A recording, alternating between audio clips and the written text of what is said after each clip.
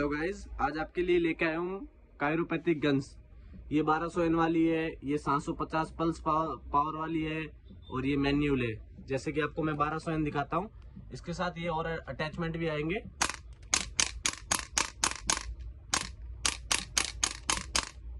ये हो गई अपनी 1200 एन, ये हो गई 750 प्लस वाले। ठीक है जी। और ये वाली होगी manual. All over India shipping available है, ऑल ओवर इंडिया में आप कहीं पे भी मंगवा सकते हो। ये तीनों क्वालिटी है हमारे पास, 1200 एन, 750 प्लस और मैन्युअल। ये हमारा विजिटिंग कार्ड है।